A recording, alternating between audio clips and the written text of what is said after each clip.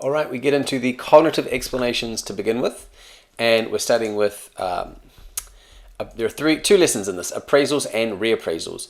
I'm going to say this again and again, apologies, and it's repeated all through the unit plan. The appraisals cognitive explanation can be very tricky. So remember, in the dispositional factors lesson, there's locus of control, and that is another cognitive explanation which most students will find easier to comprehend.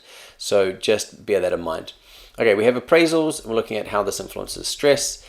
We can recap. Now, I took out Lazarus's study from the book. That's just something to bear in mind. Why? It's from 1963. I don't know if it was going to be that relevant. I wanted to use more relevant and newer studies, but if you're doing cognitive appraisals, it's actually really valuable for that explanation of why stress occurs. So, and it's a pretty good hook. So I use it as a hook here. It's going to get their attention, right? This methodology of the Aboriginal ritual and what they did to the participants and making them watch it. Okay, so you can chalk and talk here as the hook, and we can explain. And then later in the lesson, hopefully they're going to explain why one of those conditions had the higher stress response. And again, so this is just linked on the blog if they want to find more information.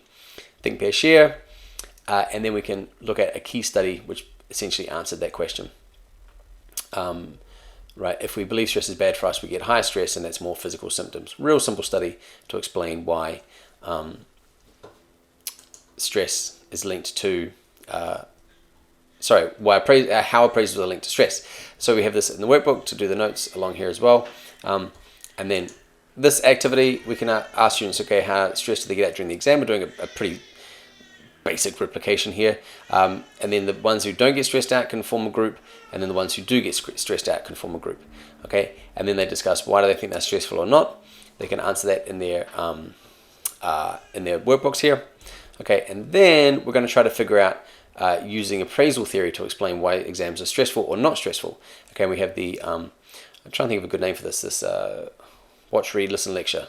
Yeah, okay, you can have the choice. So here are the slides to explain the appraisal theory, primary appraisals and secondary appraisals. Again, this is in the book, and there'll be video tutorials. Actually, there are already video tutorials up on YouTube for this, which will be linked in the unit plan as well. So how and why cognitive appraisals influence stress. If students are feeling lost, again, just comfort them that there's another cognitive explanation coming up later. Apologies for a baby crying in the background. That's my little newborn. Hey, he's 2 months old now. He's not that new. Anyway, next we look at reappraisals, and we'll do that next. But anyway, that's pretty easy, straightforward lesson, and always notes and space in the workbooks here. So reappraisals coming up next.